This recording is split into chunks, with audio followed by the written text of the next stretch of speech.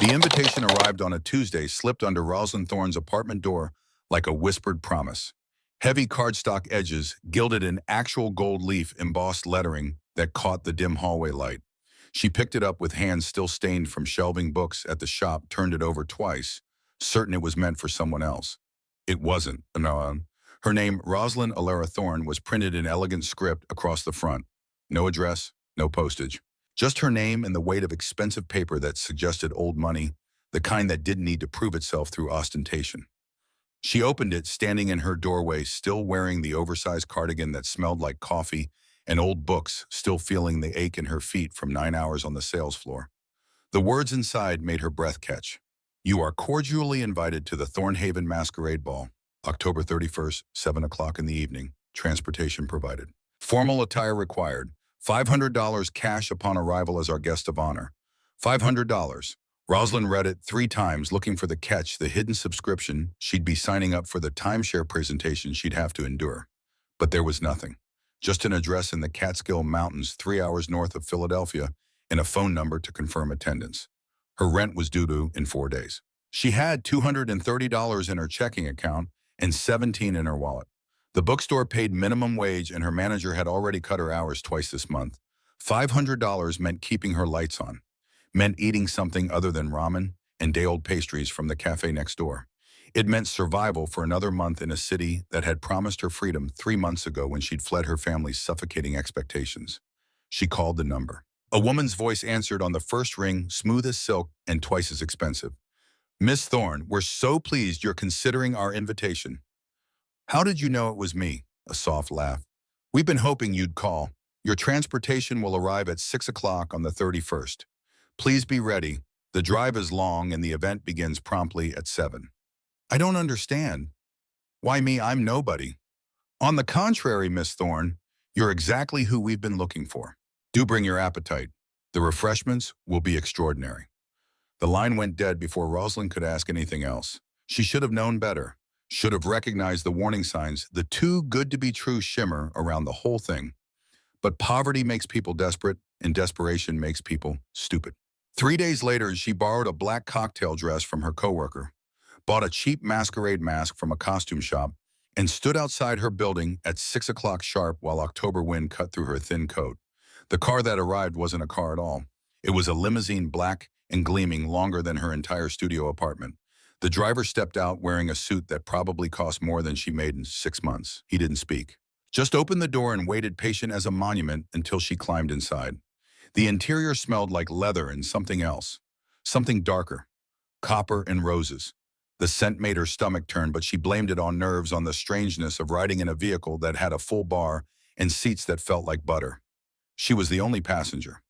The drive took 3 hours and 17 minutes. Rosalind watched the city give way to suburbs, suburbs give way to forest, give way to mountains that rose like broken teeth against the sky gone purple with twilight. Her phone lost signal after the first hour. The GPS stopped working after the second. By the time they turned onto a private road marked only by iron gates 12 feet tall, full darkness had fallen. Thornhaven Castle rose from the mountainside like something torn from a Gothic nightmare. Stone walls that had to be 3 feet thick, towers that pierced the sky, windows that glowed with candlelight rather than electricity, giving the whole structure a medieval quality that made Rosalind's skin prickle with unease. There were other cars already there, dozens of them, expensive vehicles with private plates arranged in perfect rows like soldiers at attention. The driver opened her door. She stepped out onto gravel, heard the crunch of stone beneath her cheap heels, looked up at the castle and felt something cold settle in her chest. This was a mistake, but $500. $500 was waiting inside. $500 meant she could afford to be uncomfortable for a few hours. The main door stood open. Light spilled out, warm and golden, promising warmth against the October cold. Music drifted from somewhere deep inside, strings and woodwinds playing something she didn't recognize. Something old. Rosalind climbed the steps, crossed the threshold, stepped into another world entirely. The ballroom was vast. Chandeliers hung from a ceiling, painted with scenes of angels and demons locked in eternal combat. The floor was marble black and white checkered like a massive chessboard. And everywhere there were people. Beautiful people. Impossibly beautiful people.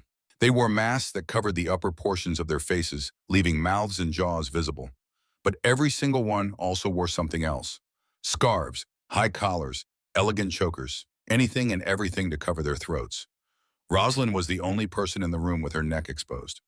A server approached, young and pale, offering champagne from a silver tray. Rosalind took a glass because her hands needed something to do, because the weight of all those watching eyes made her feel stripped bare despite her borrowed dress.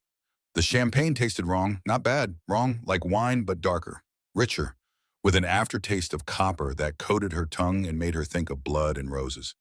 She took another sip anyway because her mouth was dry and her palms were sweating and she needed something to anchor her. A man appeared at her elbow, tall with dark hair that fell to his shoulders and eyes hidden behind a mask of black silk and silver thread. His smile revealed teeth that were slightly too white, too perfect. First time at Thornhaven. His voice was smooth, too smooth, like oil over water. Yes, I'm not really sure why I was invited. Perhaps you're special. Perhaps you're exactly what someone's been looking for. He leaned closer and she caught his scent pine and winter storms and something underneath that made her hindbrain scream danger.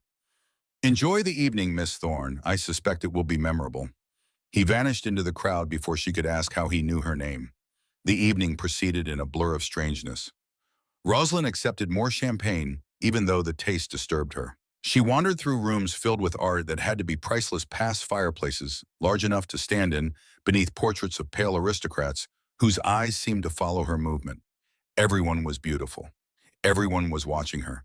And nobody seemed to question the wrongness of it all the way the servers moved with inhuman grace, the way conversations stopped when she passed, the way the whole castle felt like it was breathing around them. She found herself in a garden an hour into the event, desperate for air that didn't taste like roses and copper. The space was enormous, filled with hedges cut into geometric shapes and fountains that burbled quietly in the darkness. Moonlight painted everything silver and shadow. That's when she saw him. He stood beside a fountain at the garden's center, looking up at the moon like he was having a conversation with it. Golden hair caught the light, making him seem to glow. He wore a simple black suit and a mask of white silk, and even from 30 feet away, Rosalind could feel the pull of him. She should have turned around, should have gone back inside, should have collected her $500 and demanded a ride home immediately. Instead, she walked toward him. He turned as she approached, and even through the mask, she could see his eyes, green and gold shifting between colors depending on how the moonlight struck them. Beautiful in a way that hurt to witness directly. You shouldn't be here. His voice was gentle, sad, like he was delivering news of a death. I was invited. I know, I sent the invitation. He gestured to the fountain beside them. Look, what do you see? Rosalind looked, saw herself reflected in the still water, saw the moon overhead, saw the stranger beside her. Except he wasn't there. His reflection didn't appear. The water showed only her, pale and small, and suddenly terrified, standing alone beside an empty fountain. She turned to run, made it 3 steps before hands caught her arms, not rough but absolutely firm.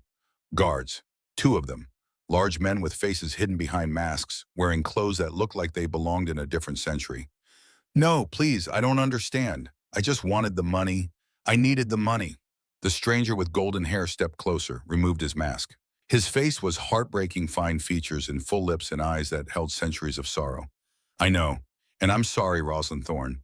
Sorrier than you can possibly imagine. But your ancestor made a promise 300 years ago, and tonight that debt comes due. The world tilted, darkened at the edges. She felt herself being lifted, carried, moved through space that felt wrong, like they were folding reality to step between locations. When her vision cleared, she was no longer in the garden. She was somewhere else entirely. The cathedral rose around her like the ribcage of some massive beast. Vaulted ceilings disappeared into shadow 30 feet overhead. Candles burned in sconces along stone walls that wept moisture, creating the impression of tears running down ancient faces. And at the far end, elevated on a dais of black marble, 7 thrones stood in perfect alignment. 7 thrones, 7 figures. 7 sets of eyes that turned toward her with predatory focus. The guards released her arms. She stumbled, caught herself, stood trembling in the center of a space that smelled like incense and old stone and something darker she couldn't name. The figure on the center throne rose. He was tall, taller than any man should be, with shoulders that spoke of strength beyond human capacity. His hair was the color of snow and starlight falling past those shoulders in a cascade that seemed to move with its own wind. Eyes pale as winter ice fixed on her face. When he spoke, his voice rolled through the cathedral like distant thunder. I am Cassian, first king of the Night Council. You stand before the 7 ruling lords of our kind, summoned here for a purpose you do not yet understand. Rosalind's legs trembled, her heart hammered against her ribs, but she refused to fall. Refused to give them the satisfaction of seeing her collapse. What are you, balmy the vampire, ancient ones, old enough that we remember when your kind huddled in caves and feared the dark? Cassian gestured to the 6 figures still seated. Allow me to introduce my brothers. The second throne's occupant stood. Dark hair fell in waves around a face of cruel beauty, all sharp angles and full lips. Eyes the color of molten gold burned as they tracked over her body. Theon, second king. We've waited a very long time for you, Rosalind Thorne. The third rose next. Auburn hair caught candlelight, creating the impression of flames. Forest shadow eyes held something that might have been pity. Lysander, third king. You're afraid. Good. Fear means you understand the gravity of what's about to happen. The fourth was shorter than his brothers, but no less imposing. Silver white hair framed features so perfect, they seemed carved by an obsessed sculptor's hand. Evander, fourth king. I promise we'll make this as painless as possible. Whether you believe that promise is entirely up to you. The fifth had hair the color of obsidian and skin pale as fresh snow. Eyes of ice blue studied her with clinical detachment. Orion, fifth king. Your fear smells like honey and wildflowers. Intoxicating. The sixth carried himself with an elegance that spoke of ancient nobility. Midnight hair, aristocratic features, eyes that held the weight of profound authority. Dante, sixth king. What happens tonight is not cruelty, though I imagine you'll experience it as such. It's survival. Ours and yours both. The seventh and final king rose slowly as though the weight of what was coming pressed down on his shoulders. Golden hair glowed in the candlelight. Eyes of green and gold held something that looked like genuine regret. Lucian, seventh king. I'm the one who sent the invitation, Rosalind. I'm the one who lured you here with promises of money. I'm the one who damned you to this fate, and I will carry that guilt for the rest of my existence. 7 vampire kings, 7 ancient predators, all of them looking at her like she was both salvation and sacrifice. Rosalind found her voice, found it buried beneath terror and confusion and rising fury. What do you want from me? Cassian descended from the dais. Each step echoed through the cathedral, measured and deliberate. He stopped 6 feet away, close enough that she could see the inhuman perfection of his features, far enough that she didn't feel immediately threatened. Your ancestor, Ilara Thorne. Do you know that name? No. 300 years ago, she lived in a settlement that would eventually become part of Massachusetts. She was 23 years old, married to a kind man, mother to 3 small children, and utterly destitute after bandits murdered her husband and stole everything of value. Cassian's voice softened slightly, taking on the cadence of a storyteller. Her children were starving. She had no family, no resources, no way to survive the coming winter. So she came to us, to the 7 of us who ruled these territories even then, and she begged for immortality. You're lying.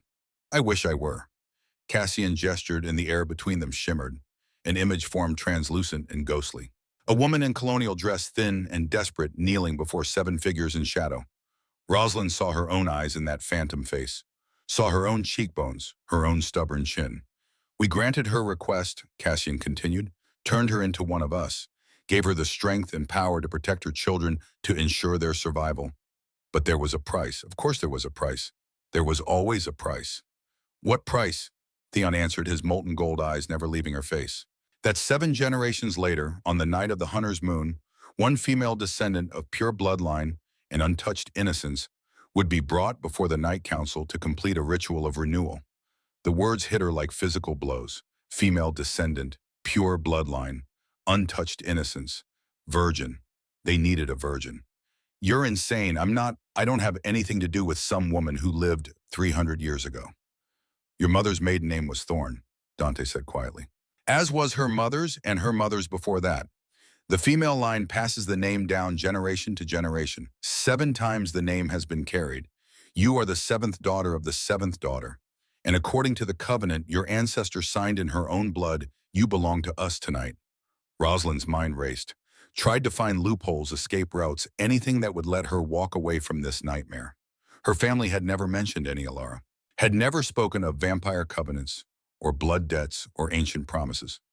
But then they'd also tried to sell her into a marriage she didn't want to a man twice her age. Had made it clear that her only value was as a breeding vessel for some wealthy family's dynasty. Maybe they had known. Maybe that's why they'd been so eager to be rid of her. I won't do it. Whatever this ritual is, find someone else. Lysander laughed, but the sound held no humor. You think we didn't try? Your ancestor had 3 children. Their lines have died out, plague, accident, choice. You are the only living 7th-generation descendant, the only one who carries Alara's blood pure and undiluted, the only one who meets the covenant's requirements. Then break the covenant, find another way. There is no other way. Orion's voice was cold, factual, delivering truth like a surgeon's scalpel. Every 300 years we must perform this ritual, or we lose our ability to control our nature. Without it, every vampire under our rule, 5,000 souls across the eastern seaboard, will descend into uncontrollable bloodlust. They will feed without restraint, kill without mercy. The death toll would be catastrophic. 5,000 vampires, feeding without control. Rosalind's mind conjured images of slaughter of cities running red, of millions, dead before dawn. You're lying, trying to scare me into compliance. Evander stepped forward, raised one pale hand. The air shimmered again, and a new vision formed. A city street, Boston judging by the architecture. But the year was wrong, carriages instead of cars, gas lamps instead of electricity. And everywhere bodies, hundreds of them, thousands, drained white and piled in the streets like cordwood. The Boston Massacre, Evander said softly. History records it as mass hysteria, a tragic accident. The truth is far darker. The ritual failed in 1825. The vessel died before completion. For 3 days we lost control of our territories. By the time we regained it, 3,000 humans were dead. The vision dissipated like smoke. Rosalind felt bile rise in her throat, felt the weight of impossible choice settling on her shoulders like a physical burden. What is this ritual? What do you want from me? The 7 kings exchanged glances. Some silent communication passed between them, centuries of partnership, allowing conversation without words. Finally, Cassian spoke. We need to claim you, all 7 of us, before sunrise. Your virginity, your blood, your innocence, these things hold power.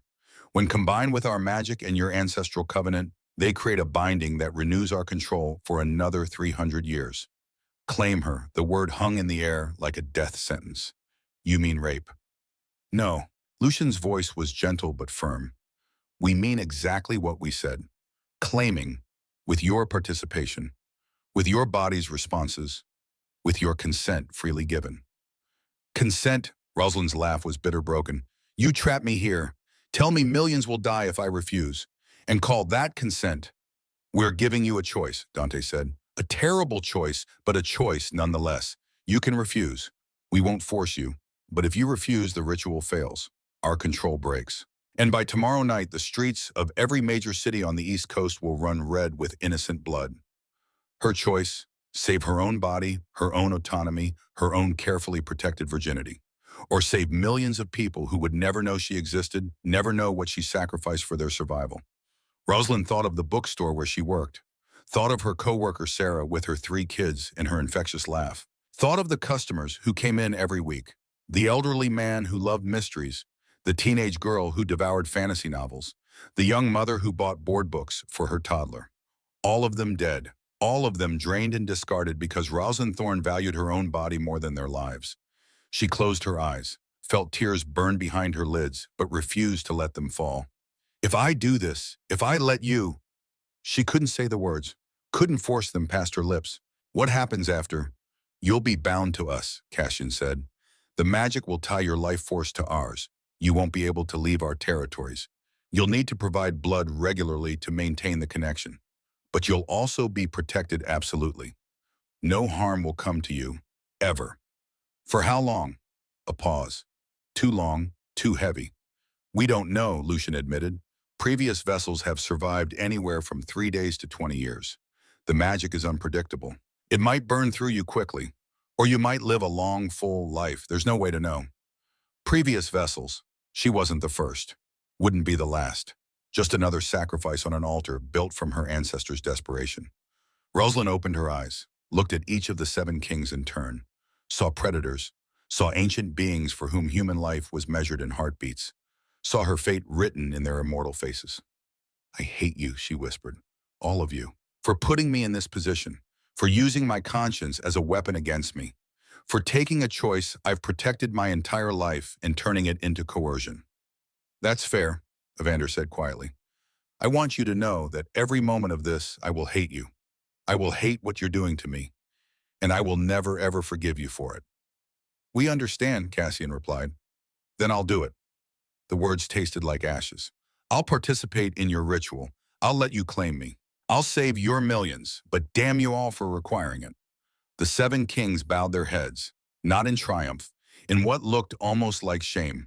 The iron shackles on her wrists, she hadn't even noticed them appearing, dissolved like morning mist. Rosalind rubbed her wrists, felt the ghost ache of metal that had never truly touched her skin, and understood that she'd been bound long before tonight, bound by blood and covenant and an ancestor's desperate bargain. "Come," Cassian extended his hand, "let us begin." The chamber behind the thrones existed in a space that defied architecture. Rosalind felt a shift as they passed through the archway, a sensation like stepping through a waterfall made of cold electricity. The cathedral's oppressive grandeur gave way to something more intimate and infinitely more terrifying. The walls were raw stone, ancient beyond measure, carved with symbols that hurt to look at directly. Her eyes slid off them like water off glass, unable to focus on the twisting geometries that seemed to pulse with their own dark life. Candles burned in recesses cut into the rock, hundreds of them, their flames unwavering, despite the cold draft that whispered through the space.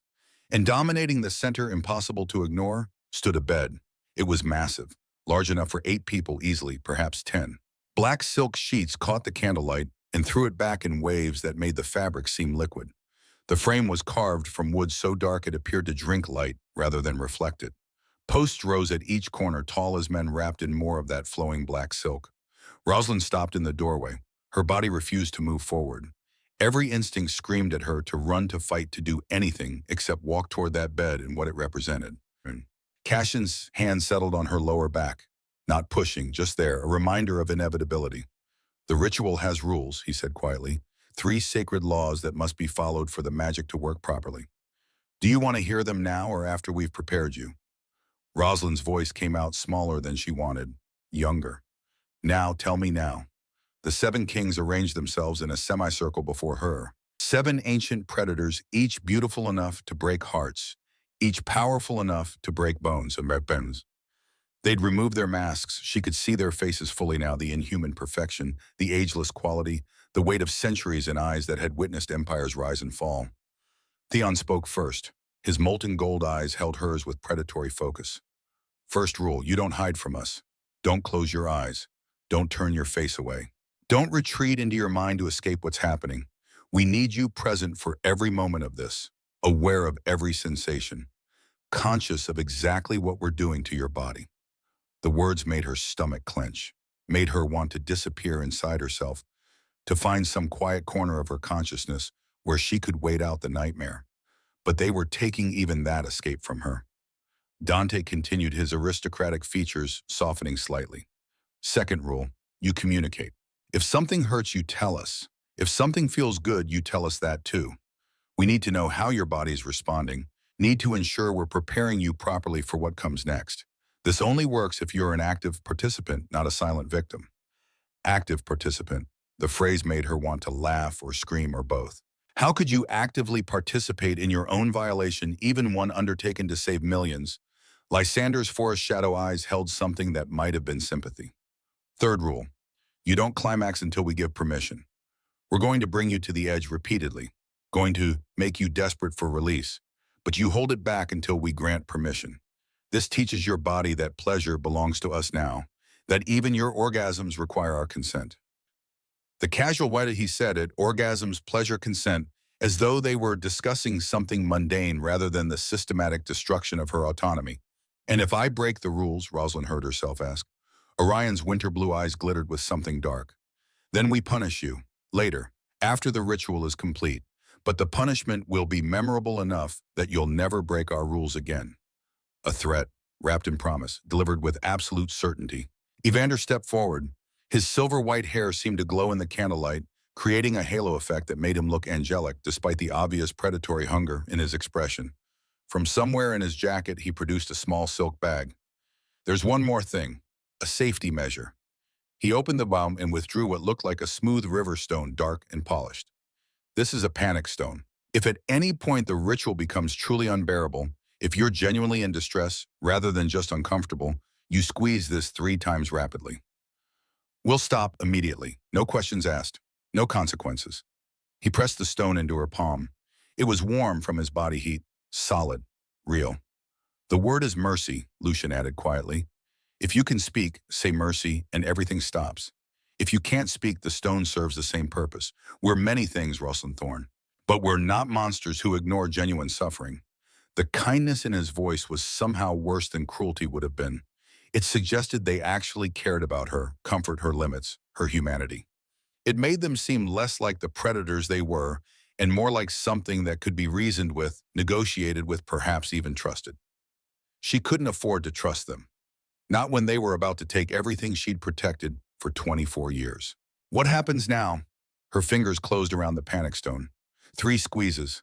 The word mercy. Such small protections against such overwhelming violation.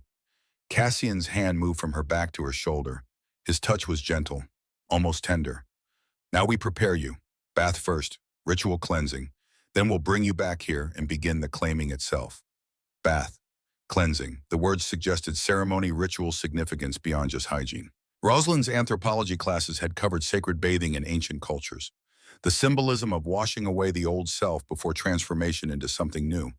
She was being prepared like a sacrifice, cleaned and perfected before being offered to gods with fangs. 2 women appeared from shadows Rosalind hadn't noticed. They were young, beautiful in a softer way than the kings, human judging by the warmth of their skin, the rhythm of their breathing. They wore simple white dresses and expressions of practiced neutrality. These are your attendants, Dante explained. They'll help you bathe and prepare. We'll wait here. The women approached with quiet grace. One took her arm gently. The other gestured toward a doorway Rosalind was certain hadn't existed moments before. Magic. Everything here was magic and shadow and things that defied natural law. The bathing chamber was smaller than the bedroom, but no less overwhelming. A pool had been carved directly into the stone floor, large enough to swim in, filled with water that steamed gently and smelled of herbs she couldn't identify. Rose petals floated on the surface. Candles lined the edges, their flames reflected in the water's surface like fallen stars. The attendants began undressing her without asking permission. Rosalind's first instinct was to fight to protect her modesty. But what was the point?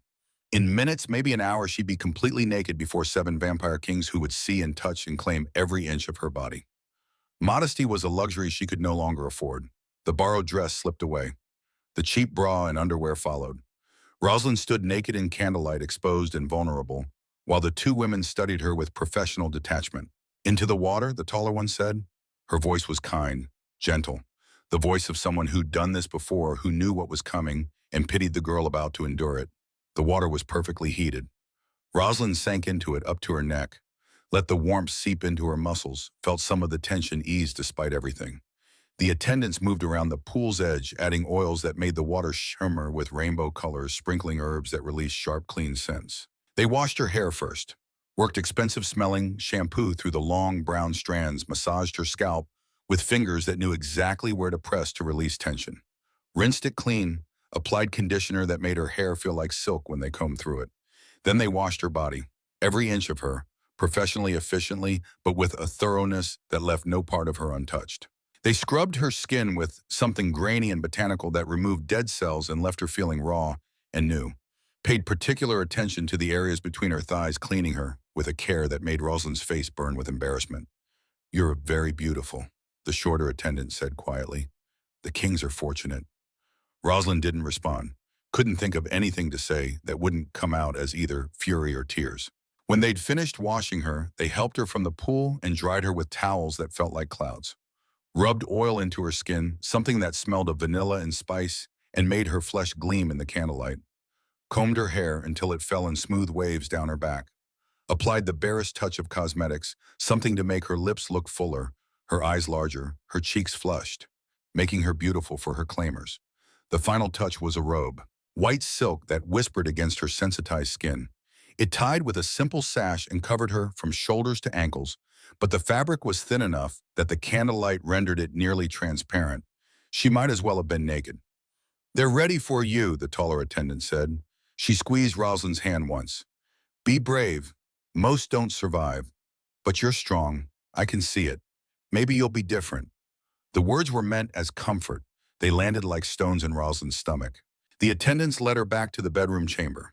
The 7 kings stood exactly where she'd left them, arranged in their semicircle, watching the doorway with identical expressions of controlled hunger. 7 predators who'd been patient for 300 years and were done waiting. Cassian stepped forward first. He moved with fluid grace that made Rosalind think of deep water of currents strong enough to drown. When he stood before her close enough that she could feel the cold radiating from his undead flesh, he reached out and touched her face with infinite gentleness. "You're trembling." "I'm terrified." "I know." His pale eyes searched hers. "But terror and pleasure aren't mutually exclusive. Before this night ends, you'll understand that. Your body will teach you truths your mind refuses to accept." His hand moved to the sash of her robe. One pull and the silk whispered open, falling away to pool at her feet. Rosalind stood naked before 7 ancient vampires, exposed and vulnerable, feeling their eyes on every inch of her body. She wanted to cover herself, wanted to hide, but the first rule echoed in her mind. No hiding. They needed her present, aware, conscious of everything. So she stood there. Let them look. Let them see what they'd bought with her ancestors' desperation. "Perfect," Theon murmured. His molten gold eyes tracked over her breasts, her waist, the apex of her thighs. "Absolutely perfect." The others began undressing. Cassian first, his hands moving with practiced efficiency to remove the formal clothing he wore. His chest emerged, pale muscle, defined abs, not an ounce of unnecessary flesh. His pants followed. He wore nothing beneath them. Rosalind had seen naked men before. Anatomy classes, art museums, accidental glimpses in locker rooms. But she'd never seen anything like Cassian's body. He was built like a warrior from ancient times, all lethal grace and controlled power. And his length, already hard, already ready, was larger than she'd imagined possible. The other 6 followed his lead. 6 more bodies revealed. 6 more examples of impossible masculine perfection.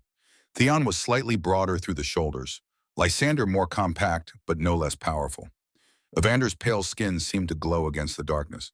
Orion's musculature suggested coiled violence barely restrained. Dante moved with an elegance that made undressing look like dance. Lucian's golden beauty seemed to hurt when viewed directly. And all 7 were aroused. 7 impressive lengths standing ready. 7 ancient vampires prepared to claim one terrified virgin. Rosalind's breath came faster. Her heart hammered against her ribs. The panic stone was still clutched in her left hand, but she didn't squeeze it. Didn't say mercy. Because millions of lives hung in the balance, and her comfort meant nothing against that weight. Cassian lifted her effortlessly. She weighed nothing to his vampire strength. He carried her to the bed, laid her down on black silk that felt cool against her overheated skin, arranged her in the center like an offering on an altar. The other 6 surrounded the bed, standing, watching, waiting their turns. Cassian climbed onto the bed beside her. His body temperature was wrong, not warm, like a living man should be, but not exactly cold either. Something in between. Something that reminded her moment by moment that he wasn't human, hadn't been human for centuries, would never be human again. "I'm going to touch you now," he said quietly. "I'm going to prepare your body for what comes next. You can hate me for it. You can cry or scream or curse my name. But you will feel it. All of it. Do you understand?" Rosalind nodded. Didn't trust her voice. His hands settled on her stomach. Just rested there, palm flat against her skin, giving her time to adjust to the sensation. Then it began to move. Slowly up her ribcage, over the swell of her breast. His thumb brushed her nipple, and she gasped at the jolt of sensation. "Sensitive," he noted. "Good. That will make this easier for you." His hand continued its exploration, down her side, over her hip, along her thigh. Every touch was measured, controlled, designed to map her body's responses. When his fingers finally slipped between her legs, Rosalind tensed involuntarily. "Breathe," Cassian instructed. "Just breathe through it." She tried, drew air into lungs that felt too small, released it in a shaky exhale. His fingers moved through the soft hair there, exploring gently, finding the parts of her that no one else had ever touched. When his finger pressed inside her, Rosalind cried out. Not in pain, he was careful, patient, and using her body's own moisture to ease the way, but in shock, in the overwhelming sensation of being breached for the first time. So tight, Cassian murmured. His finger moved slowly, carefully, learning her internal landscape. Virgin tight, untried. This is going to be exquisite. He added a second finger and Rosalind whimpered. The stretch was intense, uncomfortable but not quite painful. His thumb found the bundle of nerves at the apex of her thighs and began circling it with devastating precision. Pleasure sparked, unwanted, undeniable, building despite her mind's protests, despite her hatred, despite everything. That's it, Cassian's voice was approving. Feel how your body responds.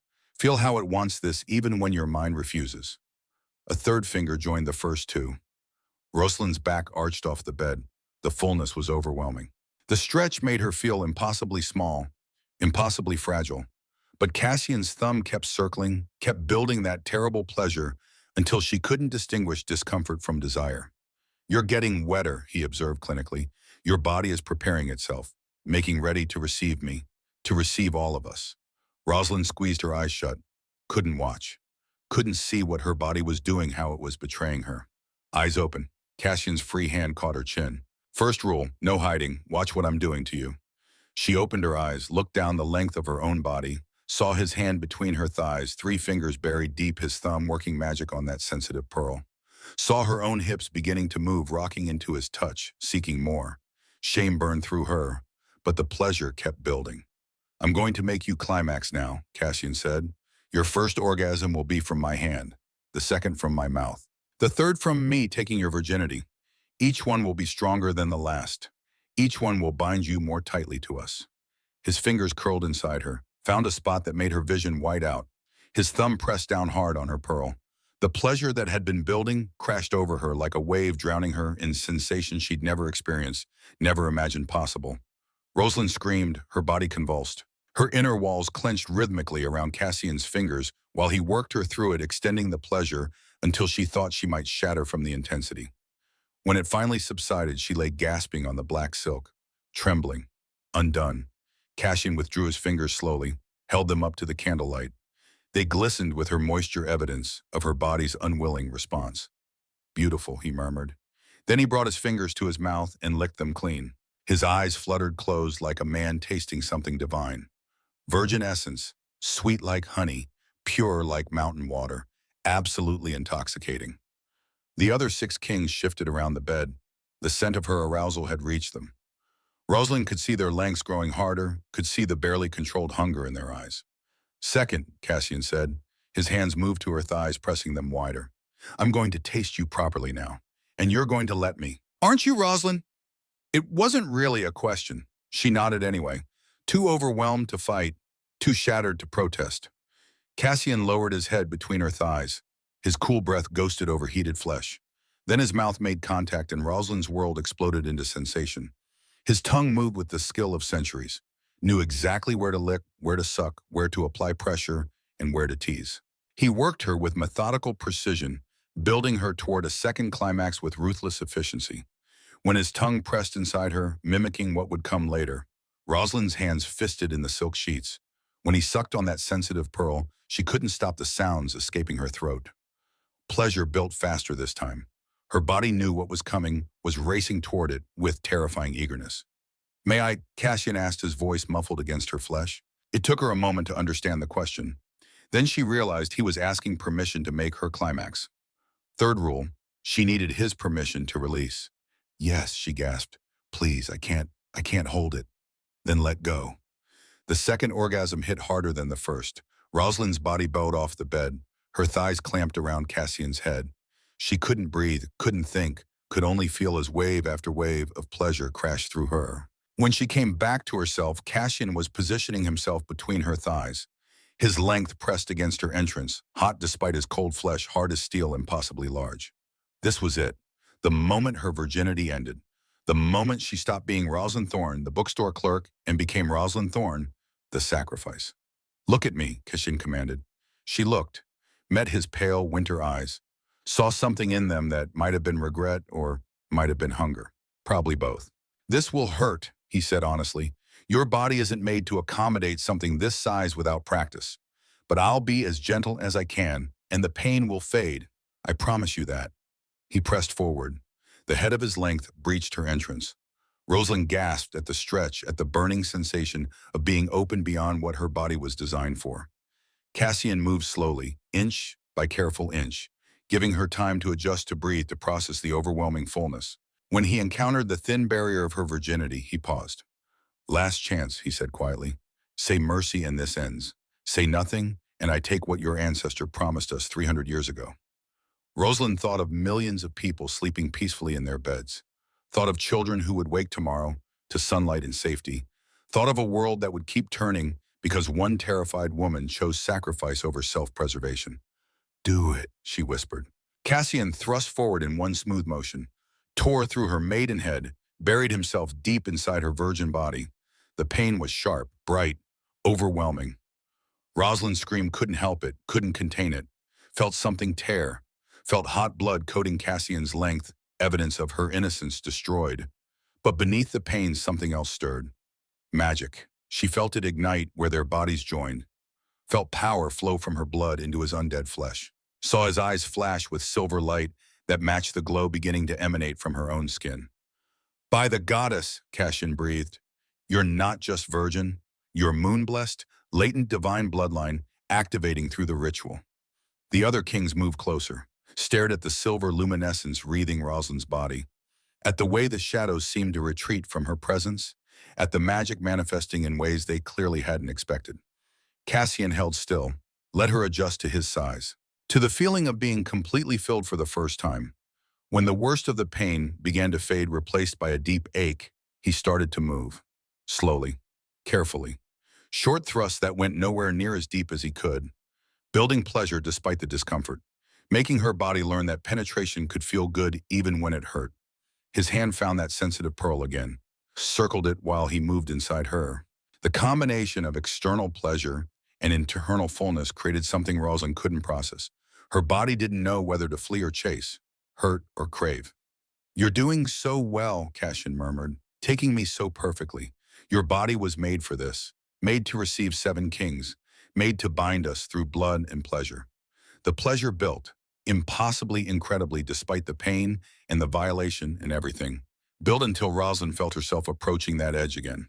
"Not yet," Cassian commanded. "Hold it. You don't come until I'm ready." His pace increased, thrusts going slightly deeper, his length hitting places inside her that sent sparks through her nervous system. The wet sounds of their joining filled the chamber, obscene and undeniable.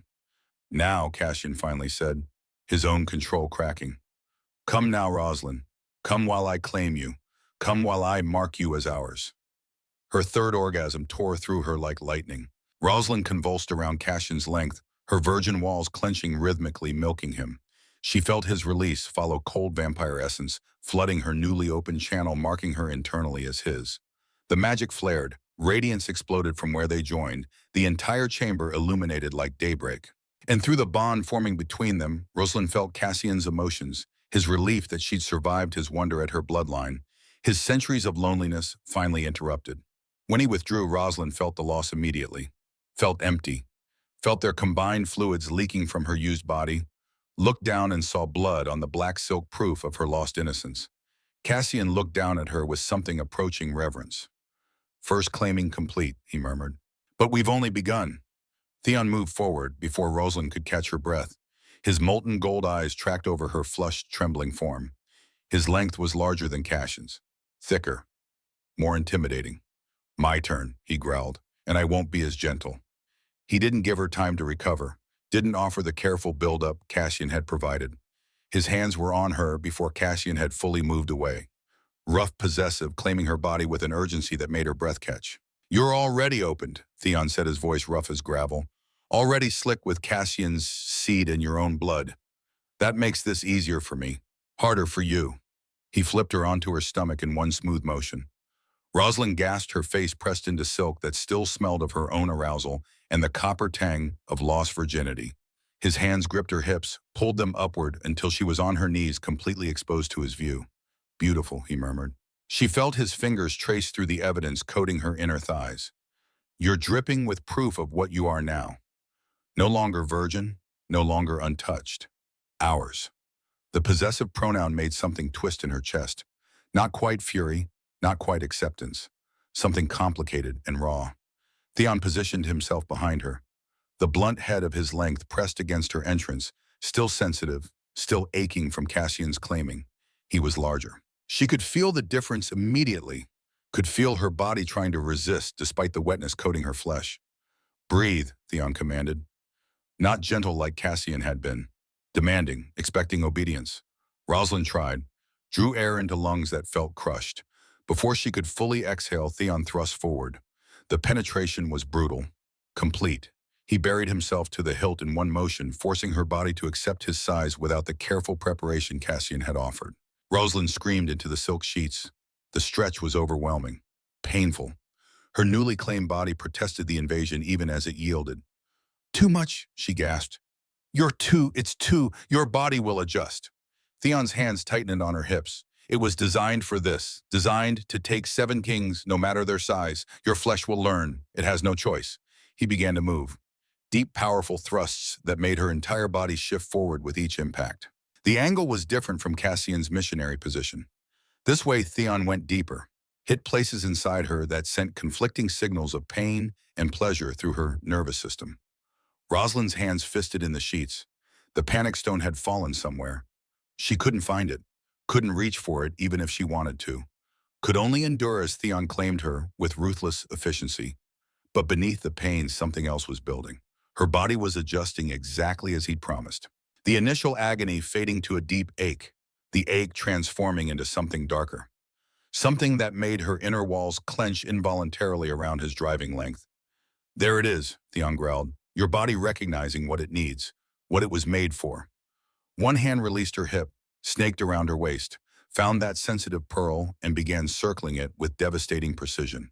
The combination of his length filling her from behind and his fingers working magic on her pearl created a feedback loop of sensation that Rosalind couldn't escape. Pleasure built despite everything, despite the pain, despite her hatred, despite the wrongness of finding satisfaction in her own violation. You're getting wetter, Theon observed. His pace increased. I can feel it. Feel how your body is welcoming me now, how it stopped fighting and started accepting. Rosalind bit down on the silk to keep from making sounds, refused to give him the satisfaction of hearing her moan, but her body betrayed her anyway. Her hips began moving back to meet his thrusts, seeking deeper penetration, chasing the pleasure his fingers were building. That's it. Theon's approval washed over her. Stop fighting what you are. Accept it. You're our vessel, our sacrifice, our perfect little claimed virgin, learning exactly what her body was designed for. His words should have enraged her, should have reignited her fury. Instead, they pushed her closer to that edge, closer to the release she both craved and feared. Please, she heard herself whisper, hated herself for it. But the need was overwhelming, the building pressure unbearable. Please what? Theon demanded. His thrust became harder, faster. His fingers pressed down on her pearl with perfect pressure. Say it. Tell me what you need. Let me... She couldn't finish. Couldn't force the words past her shame. You want to come? Not a question. A statement of fact. You want to climax on my length while I claim you from behind. While I use your body for exactly what it was promised for. Say it. Yes, Rosalind sobbed. Yes, please. I need... Then come. Theon's command resonated through her bones. Come now while I fill you, while I mark you as thoroughly as Cassian did. The orgasm crashed through her with devastating force. Rosalind's scream was muffled by silk, her body convulsed, clenching around Theon's length in rhythmic waves that seemed to last forever.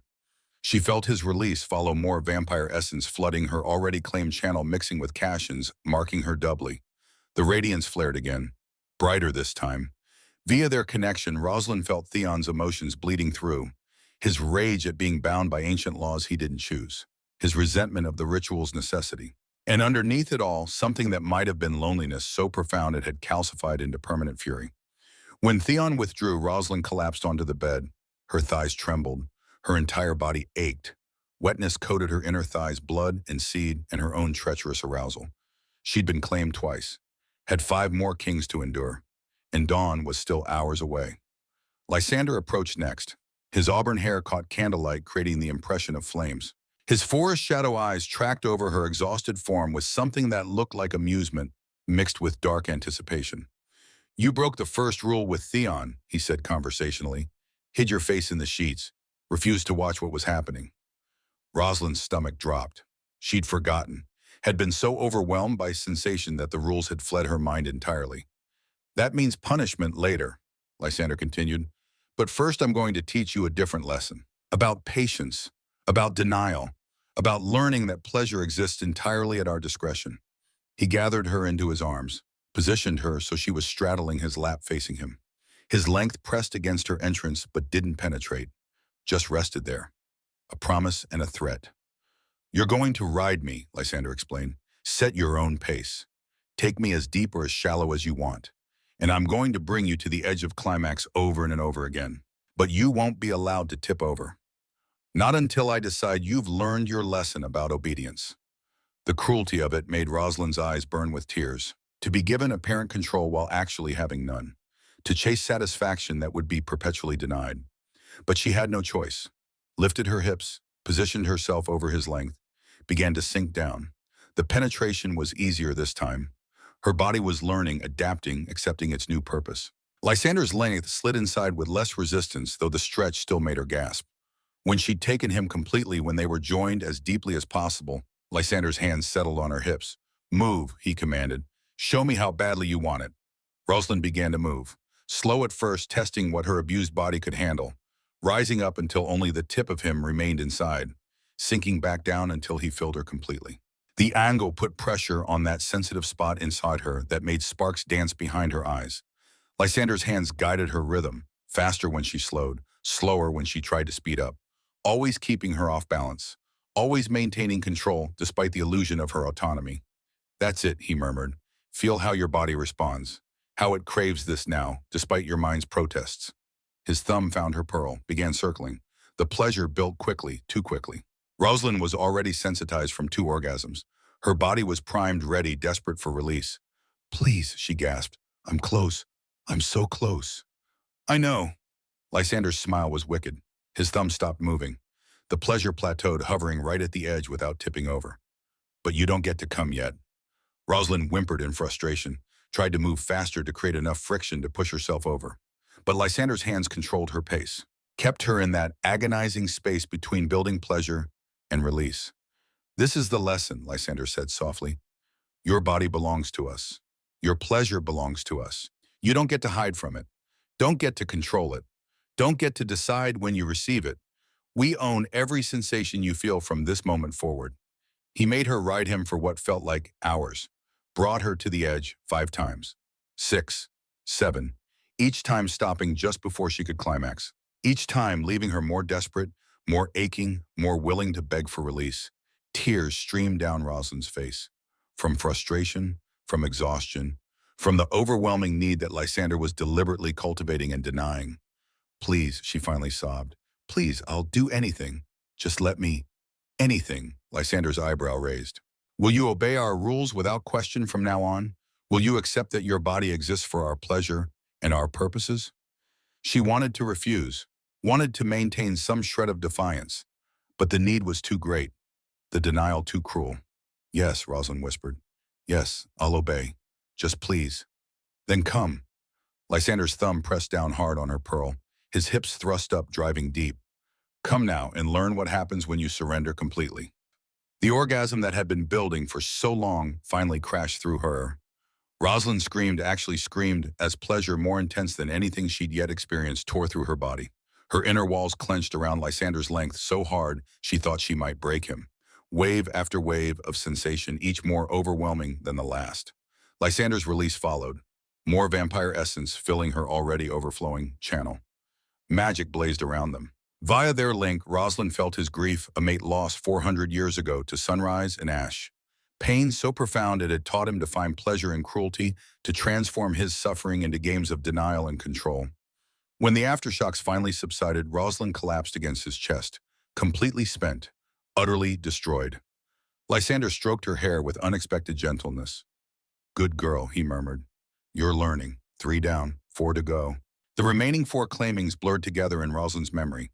Her body had learned its purpose, had stopped resisting, and started accepting. Each king brought something different to her destruction. Evander lifted her from Lysander's lap, arranged her on her back again. His silver-white hair created a halo in the candlelight. His pale eyes studied her with clinical detachment. "I'm going to take my time," he said quietly. "I'm not interested in forcing or denying or overwhelming you.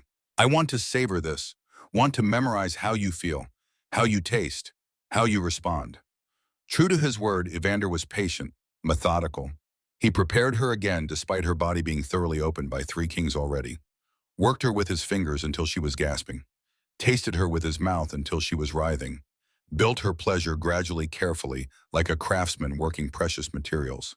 When he finally entered her, the penetration was slow, deliberate, each inch measured and controlled. Evander watched her face the entire time, studying every expression, cataloging every response. "You're beautiful like this," he murmured, flushed and trembling, overwhelmed but accepting. "This is what you were always meant to be." His pace was maddeningly slow, long deep strokes that went on forever. Withdrawal that felt like abandonment, penetration that felt like coming home. He made love to her, not the violent claiming Theon had performed, or the cruel denial Lysander had inflicted, but something that almost resembled tenderness. It was somehow worse than the others, because it made her feel things she didn't want to feel. Made her respond in ways that suggested this was more than just physical violation. Made her wonder if maybe, just maybe, there could be something beyond mere survival in what was happening to her. "I'm terrified," Evander whispered against her ear, his pace never faltering. "Terrified of watching another vessel die. 12 women before you. Most died within days. 3 survived years, but eventually the magic consumed them. Every single time I've had to watch, had to bear witness to the cost of our survival." His vulnerability cut through her defenses more effectively than any cruelty could have. Rosalind found herself reaching up, touching his face, offering comfort to the creature violating her. "I don't want to die," she whispered back. "Then don't." Evander's thrusts deepened. "Fight, survive, prove that moon-blessed blood makes a difference. Give me hope that this ritual doesn't have to end in tragedy." When her 4th orgasm approached, Evander didn't deny her, didn't make her beg, just held her gaze and said, "Together, we go over together." They did, Rosalind crying out as pleasure washed through her in gentle waves rather than violent crashes. Evander's release filling her with more vampire essence, the glow pulsing softly rather than exploding. Through their bond, she felt his exhaustion, 700 years of immortality wearing on a soul that had never wanted to live forever. Orion was next. Ice blue eyes tracked over her trembling form with predatory focus. His obsidian hair fell past his shoulders, creating shadows on shadows. 4 kings claimed, he said, voice cold as winter wind. "Your body is learning, but now comes the blood." Before Rosalind could process his words, Orion was on her, his length entering her in one brutal thrust. But his fangs, she'd forgotten about the fangs, descended and struck her throat simultaneously. The dual penetration sent shockwaves through her system. Pain from the bite, fullness from his length. And then his venom hit her bloodstream and everything transformed. The pain became pleasure, became ecstasy beyond anything she'd experienced. Orion drank from her throat while moving inside her with ruthless efficiency. Each pull on her veins sent electricity through her body. Each thrust drove her higher toward a peak that seemed impossible to reach and impossible to survive. Through the blood connection stronger than any bond, yet Rosalind saw Orion's memories. Saw him losing control in 1823. Saw him tearing through a village. Saw 47 bodies drained and discarded. Saw his horror when clarity returned. Saw him volunteering for every dangerous mission since seeking death that wouldn't come, carrying guilt that had calcified into permanent self-loathing. "I'm a monster," Orion whispered against her throat between pulls of blood. "We all are, and you're paying the price for our sins." The orgasm that tore through Rosalind was different from all the others, transcendent, overwhelming. Her consciousness expanded, touched something vast and terrible and beautiful. Divine radiance exploded, bright enough to hurt. Via their link, she felt all 5 kings who'd claimed her, felt their emotions, their histories, their loneliness and grief and desperate hope that maybe this time the vessel would survive. When Orion withdrew both his fangs and his length, Rosalind lay gasping. Blood trickled from the puncture wounds on her throat. More evidence of claiming marked across her skin. Dante approached with quiet dignity. His midnight hair and aristocratic features gave him an almost regal bearing. He looked down at her, thoroughly used, bleeding, trembling with something that might have been respect. "You're stronger than any vessel I've seen," he said quietly. "Most would have used the panic stone by now. Most would have begged for mercy. But you're still here, still enduring." He entered her gently despite his size. Bit the other side of her throat to balance Orion's mark. His venom was different, warmer, turning pain into something that felt almost nurturing. Through his blood, Rosalind saw his shame. Saw him arguing against the ritual centuries ago. Saw him being overruled. Saw him carrying the weight of their 12 dead vessels like stones around his neck. "If you survive," Dante whispered, "will you forgive us? Can you ever forgive creatures who did this to you?" Rosalind didn't have an answer. Could only hold on as her sixth orgasm built and broke and left her shattered across the black silk. Finally, Lucian, golden hair glowing in candlelight, green gold eyes holding profound sorrow. The king who'd sent the invitation, who'd lured her here, who carried the most visible guilt. "Last one," he said softly. "After me, the ritual is complete. After me, you either survive or you don't. After me, everything changes." He made love to her with heartbreaking tenderness, whispered apologies against her skin, wept as he moved inside her, actual tears falling onto her face. When his fangs pierced her throat for the third time, Rosalind felt his pain bleed through, felt him watching his mate burn in sunlight 200 years ago, felt him begging the other kings to find another way, felt him losing the argument, felt him sending invitations to 12 vessels over 3 centuries, felt him burying 12 bodies. "Please survive," Lucian begged, his pace increasing. "Please, I can't watch another woman die for our sins." The final orgasm was quiet, gentle, like coming home after a long journey. The magic detonated not violently but completely. Luminescence filled every corner of the chamber. Rosalind's consciousness expanded until she touched all 7 kings simultaneously, felt everything they were, everything they'd been, everything they feared and hoped and mourned. And through it all, one truth crystallized. They genuinely didn't want to hurt her, genuinely hoped she'd survive, were genuinely terrified that she wouldn't. It didn't make what they'd done right, didn't erase the violation, didn't change the fact that they'd stolen her choice and her body and her innocence. But it made them something more than simple monsters, made them complicated, tragic, desperate creatures doing terrible things to survive. When Lucian's release filled her, the 7th and final claiming complete, Rosalind felt the magic settle, felt 7 bonds lock into place, felt her life force intertwine with theirs in ways that could never be undone. Through the windows high above dawn, light began to paint the sky in shades of gold and pink. The ritual was complete, the magic renewed, and Rosalind Thorne was still alive. Barely, but alive. Rosalind woke to the sensation of silk against her skin and pain radiating from every part of her body. For a moment, she didn't remember where she was, didn't remember why she hurt, didn't remember. Then it all came flooding back. The cathedral, 7 vampire kings, the ritual, the claiming, being filled and used and marked by creatures who'd stolen her virginity to save their control over 5,000 vampires. She opened her eyes slowly, found herself in a different room than the ritual chamber. This space was softer, gentler, cream-colored walls instead of raw stone, a massive 4-poster bed with curtains of deep burgundy velvet, windows that showed late afternoon sunlight slanting through bare trees. She'd slept through an entire day. Rosalind tried to sit up and immediately regretted it. Pain lanced through her lower body sharp enough to make her cry out. Her inner thighs were bruised. Her throat ached where 3 different sets of fangs had pierced her.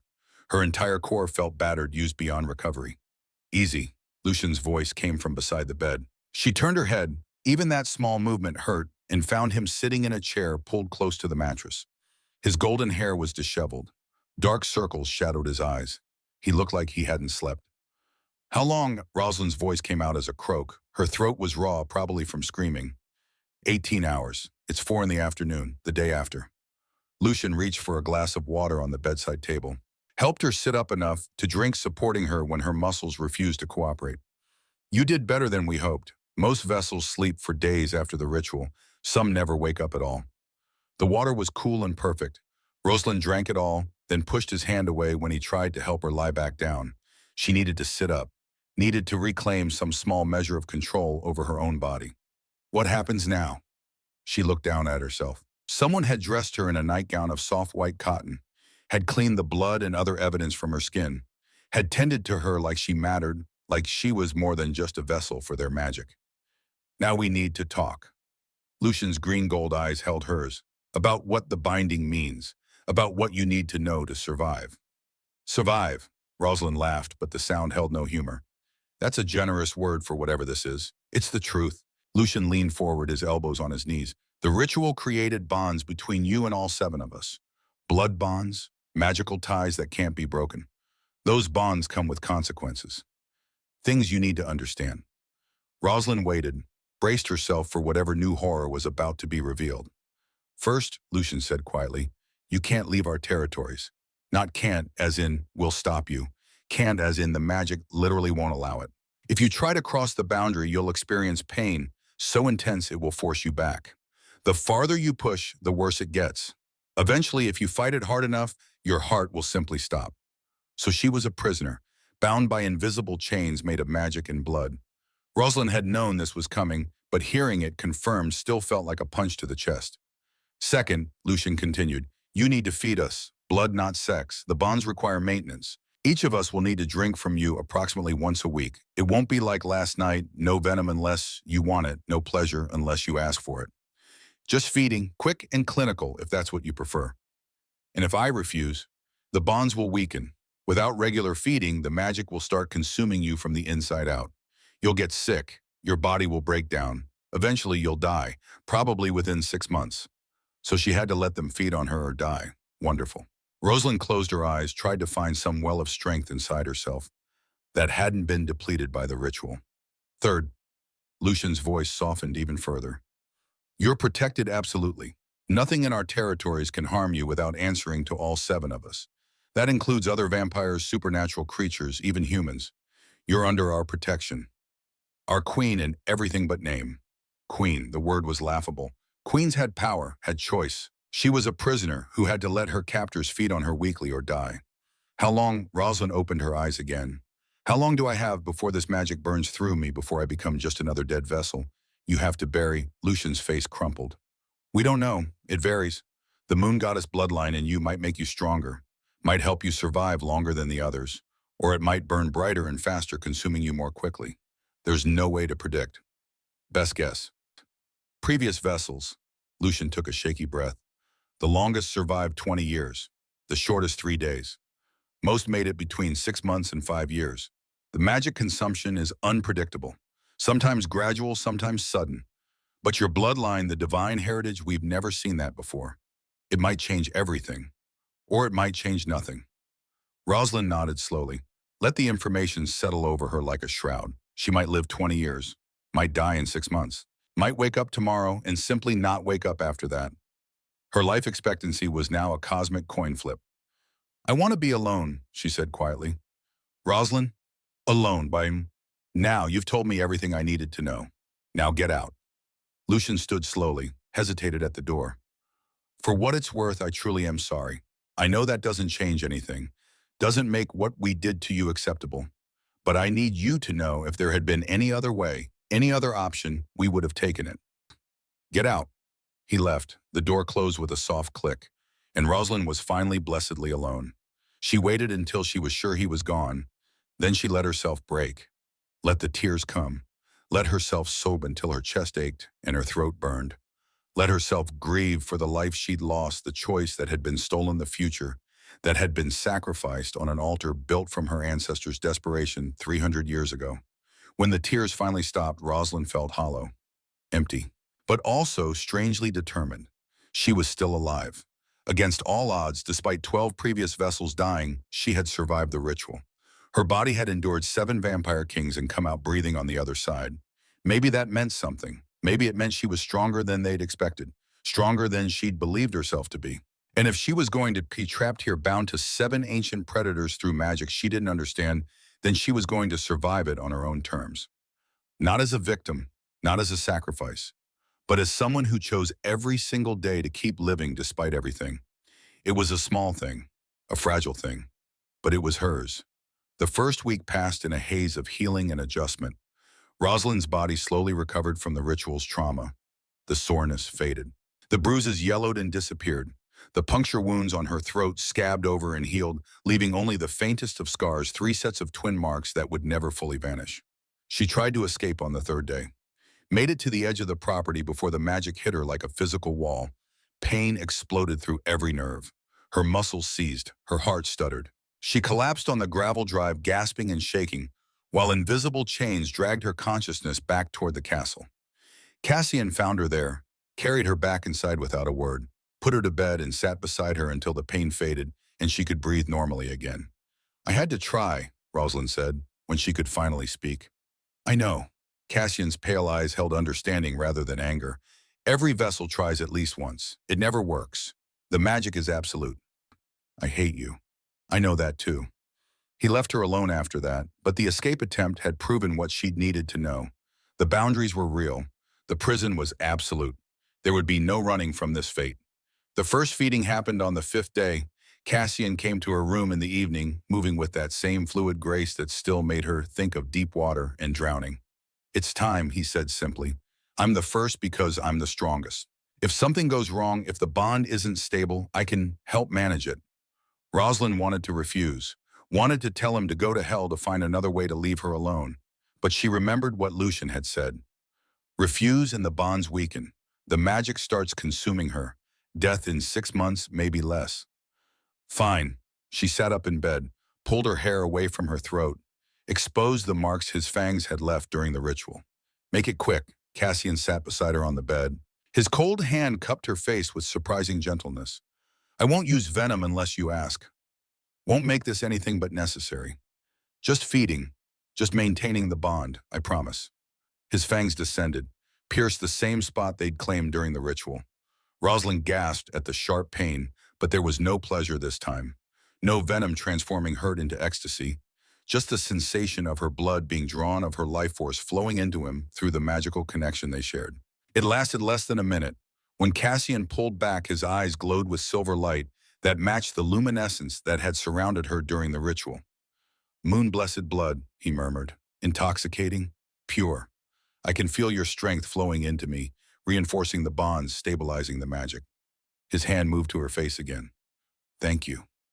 I didn't have a choice. I know, but thank you anyway." Over the next 2 days, the other 6 kings fed in turn. Each approached the feeding differently, revealing aspects of their personalities Rosalind hadn't seen during the ritual's violence. Theon was rough but quick. Bit hard, drank deep, left her gasping. But he also brought her chocolate afterward. Left it on her bedside table without a word, like an apology he couldn't voice. Lysander made it into a game. Grazed his fangs across her throat in multiple places before finally biting. Whispered observations about her accelerated pulse, her involuntary responses. But he also made her laugh despite herself, telling stories about centuries past until the feeding felt less like violation and more like strange intimacy. Evander was clinical, explained exactly what he was doing, why, how long it would take. Counted down the seconds like a doctor giving an injection. His efficiency was oddly comforting. Orion fed in complete silence. His ice-blue eyes held hers the entire time, intense and focused. When he finished, he pressed his forehead to hers briefly. An acknowledgement, a connection. Something that might have been gratitude or might have been apology. Dante apologized before, during, and after. His venom was warm despite his cold flesh turning the pain into something gentle on her, even though she hadn't asked for it. "I can't help it," he said quietly. "My venom responds to distress, tries to soothe. I'm sorry if you didn't want that." Lucian was last. He sat with her for an hour before feeding, just talking, telling her about the castle's history, about the territories they controlled, about the world she now inhabited. When he finally bit her, his fangs were gentle as a lover's kiss. His tears, warm and very human, fell onto her shoulder. "I can't stop thinking about the other 12, he whispered against her throat. "Can't stop seeing their faces. Wondering if maybe you'll be the one who survives. Hoping, but terrified to hope." By the end of the first week, Rosalind had settled into a strange new reality. She was bound to 7 vampire kings. She had to let them feed on her to survive. She couldn't leave their territories. Her life expectancy was uncertain at best, but she was alive, and that counted for something. 3 weeks after the ritual, Rosalind was reading in the castle library when Dante burst through the doors. His aristocratic face was tight with concern. "We have a visitor," he said without preamble. "Someone from your past. He's demanding to see you." Rosalind's stomach dropped. "Hutanahina, Grayson Ashford. He claims you were promised to him in marriage, that your family signed a contract, that you belong to him, and we have no right to keep you here." The name hit her like a physical blow. Grayson, the man her family had tried to sell her to. The wealthy businessman 30 years her senior who'd looked at her like property rather than a person. The reason she'd fled to Philadelphia 3 months ago, choosing poverty over that particular golden cage. He found me, Rosalind whispered. After everything, he actually found me. He has papers, Dante continued. Legal documents that do appear to be some kind of marriage contract signed by your mother. We don't recognize human legal authority over our territories, but he's threatening to involve law enforcement, private investigators, possibly media. It could get messy. Rosalind stood slowly. Her hands were shaking, but her voice was steady. I'll see him. I'll handle this myself. Rosalind. Alone. She met Dante's eyes. This is my mess, my past. I'll deal with it. Dante studied her for a long moment. Then he nodded. We'll be nearby. If you need us, just call. All 7 of us can hear you through the bonds when you're in distress. Rosalind made her way to the main receiving room where visitors were entertained. It was a formal space, all dark wood and burgundy upholstery, with a massive fireplace and windows that overlooked the mountain vista. Grayson stood by those windows. He'd aged in the 3 months since she'd seen him. More gray in his hair, deeper lines around his mouth. But his suit was still impeccably tailored. His shoes still gleamed with polish, and his eyes still held that proprietary look that had made her flee in the first place. Rosalind, he turned as she entered. There you are. I've been looking for you for 3 months. Your mother has been beside herself with worry. My mother sold me to you like cattle, Rosalind said flatly. She wasn't worried. She was angry that her investment escaped.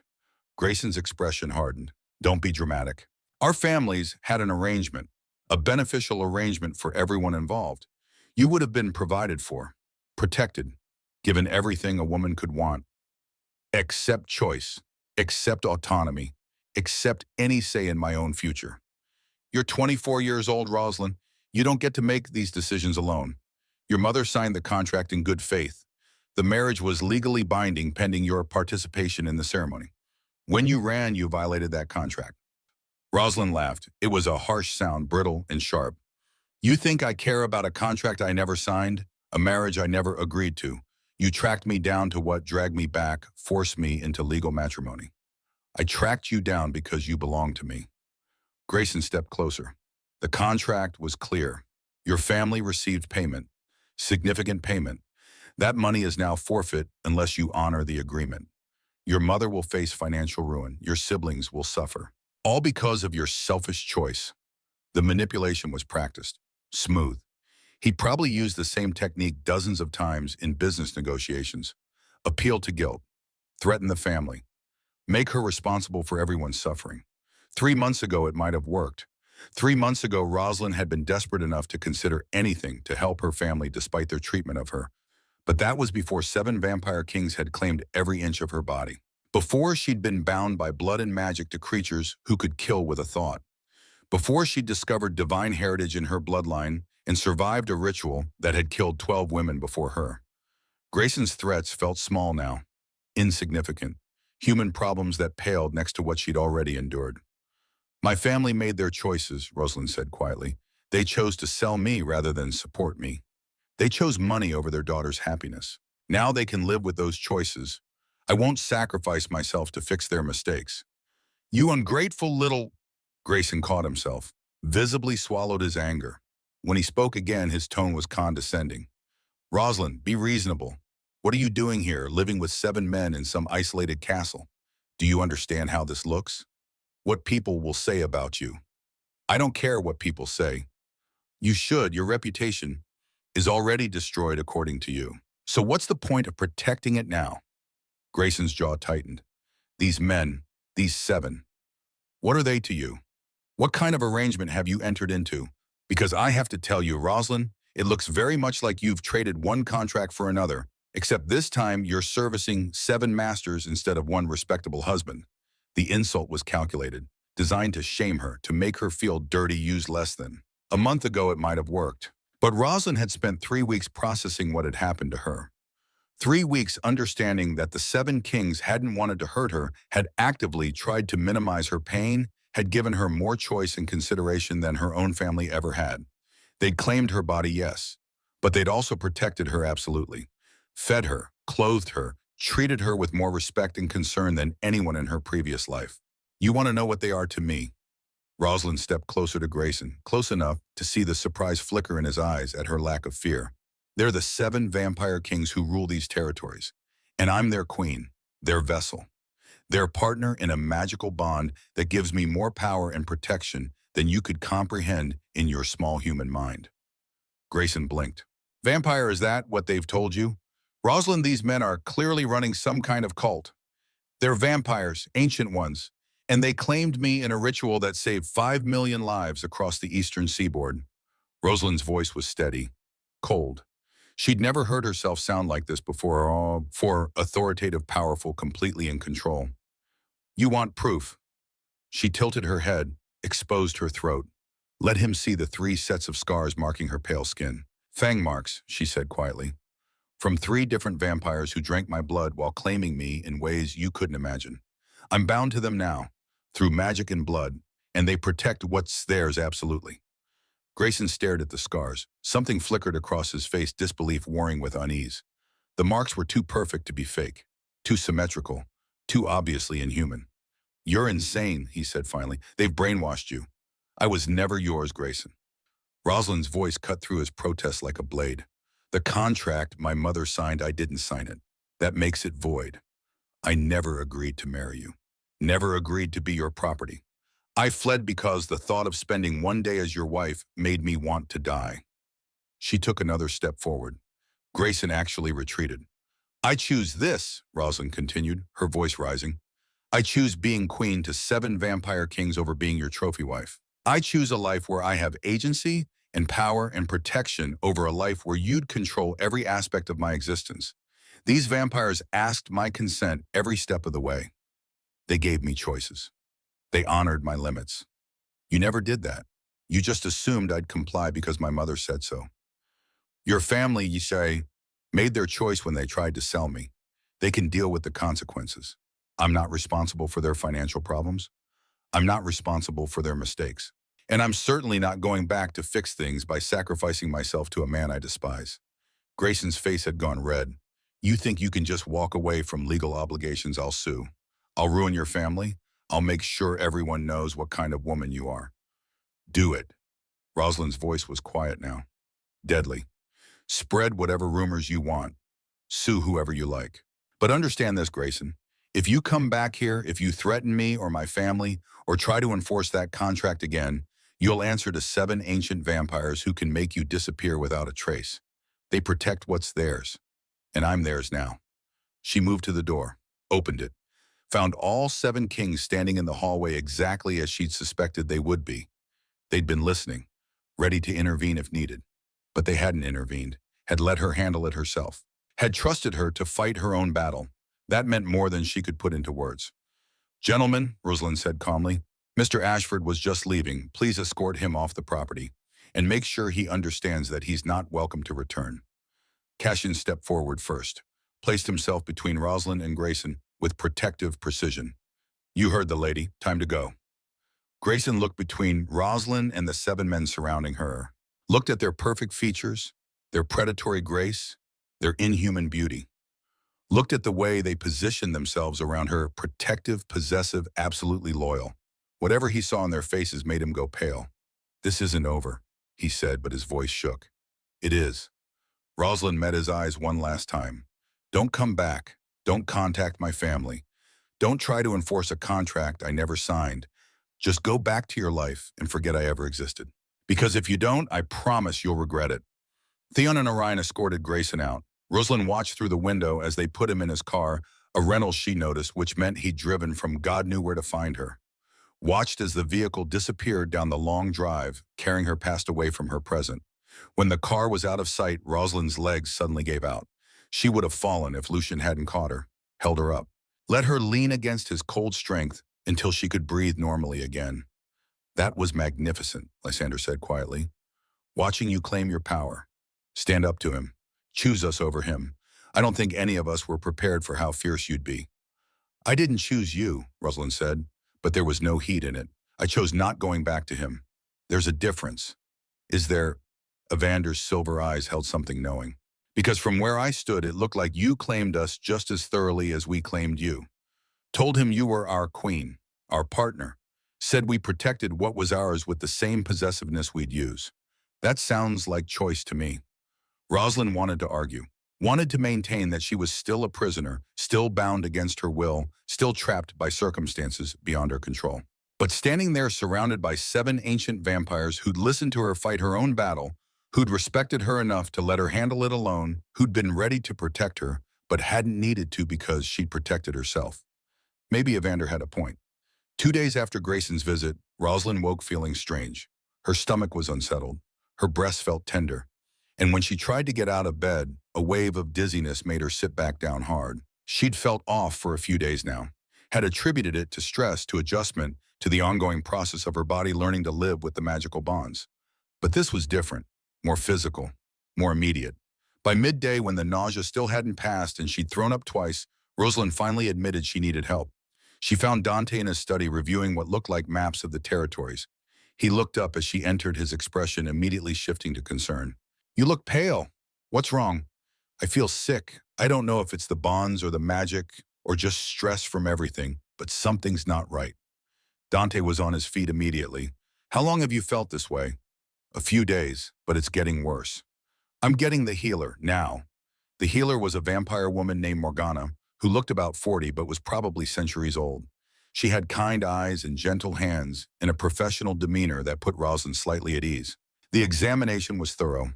Morgana checked her pulse, her temperature, her reflexes, asked a dozen questions about symptoms, timing when they'd started, pressed her hands to Rosalind's stomach, and closed her eyes, seemingly feeling for something beyond normal medical indicators.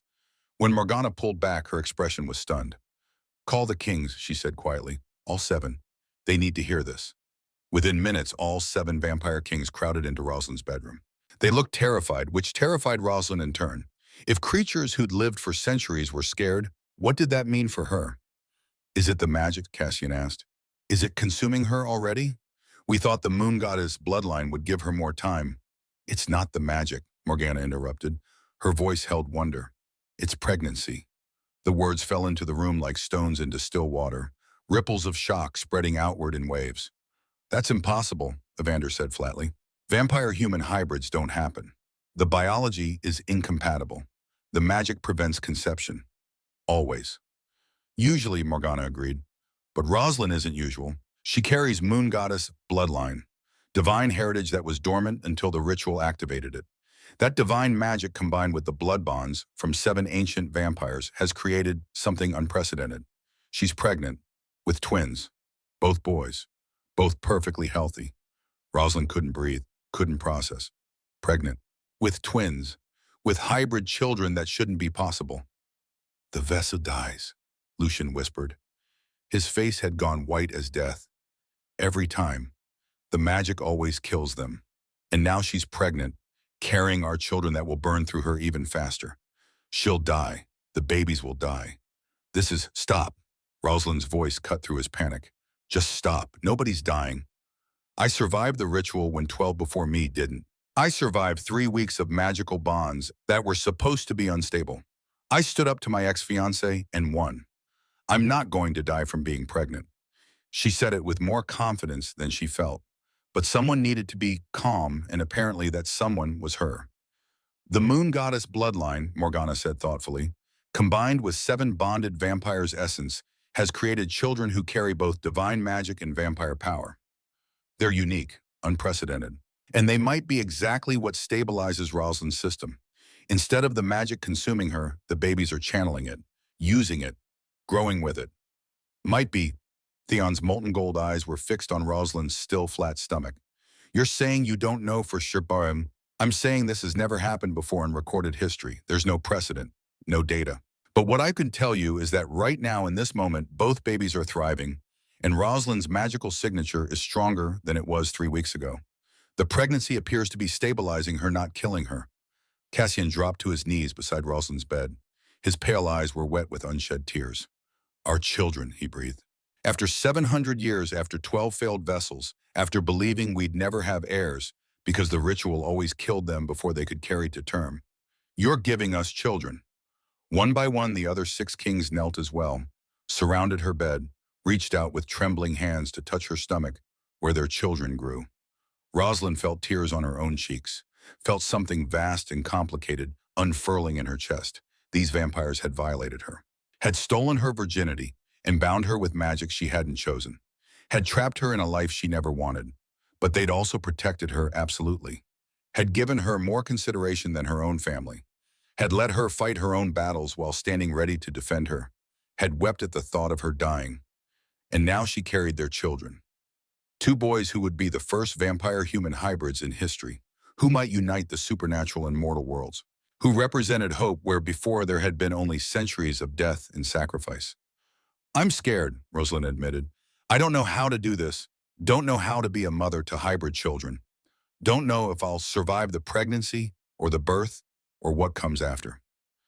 "You won't do it alone," Dante said quietly. "We'll be with you every step, all seven of us. Whatever you need, however we can help. You're not just our vessel anymore, Rosalind. You're the mother of our heirs, our queen in truth, and we will protect you and our children with everything we have." Rosalind nodded, placed her hands over her stomach, felt nothing yet it was too early. But knowing life grew inside her changed everything. She'd been claimed by 7 vampire kings to save millions of lives, had survived a ritual that killed 12 women before her, had discovered divine heritage and magical bonds and strength she never knew she possessed. And now she was going to be a mother, was going to bring 2 impossible children into a world that didn't know they could exist. Maybe that made her brave. Maybe it just made her stubborn. Either way, Rosalind Thorne wasn't done surviving yet. The cathedral looked different in daylight, softer, less oppressive. The stone walls that had witnessed Rosalind's claiming now gloated golden in afternoon sun streaming through stained glass windows that depicted angels and demons in eternal combat. Rosalind stood in the center of the space, her hands resting on her swollen belly. 7 months pregnant, large enough that walking had become awkward, heavy enough that her back ached constantly. But both babies were healthy, both boys were thriving, and she'd never felt stronger in her life. The 7 vampire kings knelt before her in a circle. 7 ancient predators bowing before the human woman who'd survived their ritual and given them what centuries of sacrifice hadn't produced children. Heirs, a future beyond endless cycles of death and renewal. Behind them, the cathedral was full. Vampires from across the territories had come to witness this moment. The formal recognition, the crowning, the acknowledgement that Rosalind Thorne wasn't just a vessel. She was their queen. Cassian rose first, stepped forward carrying a circlet of silver so delicate it seemed made of moonlight. He placed it on Rosalind's head with hands that trembled slightly. "Rosalind Alara Thorne," his voice rolled through the cathedral with ceremonial weight, "we recognize you as Queen of the 7 territories, protector of our people, mother of our heirs, first of your kind to survive the ritual and thrive. By your strength, our magic is renewed. By your courage, our future is secured. By your sacrifice, millions live who would have died." The vampires in the cathedral knelt, hundreds of them, all acknowledging her authority, her power, her place among them. Rosalind had never wanted to be a queen, had never imagined herself ruling anything, much less supernatural territories spanning the eastern seaboard. But standing there crowned and pregnant and surrounded by creatures who respected what she'd endured, she felt something shift inside her. This wasn't the life she'd chosen, but it was the life she'd survived. And maybe, just maybe, it was the life she was meant to have all along. "I accept," she said clearly. Her voice carried through the cathedral without need for amplification. "I accept the responsibility of queenship, the burden of protection, the duty of leadership. Not because I wanted this, but because millions of lives depend on the magic we created together. And I won't let them down." She placed her hands on her belly, felt the twins kick in response to her voice. "These children," Rosalind continued, "will be raised to understand what their existence means. They'll be taught that power comes with responsibility, that strength should protect, not dominate, that the strong have a duty to defend the weak. They'll bridge the gap between vampire and human, supernatural and mortal, and maybe if we do this right, they'll make the ritual unnecessary for future generations." Lucian stood next, joined Cassian at her side, then Theon, Lysander, Evander, Orion, Dante.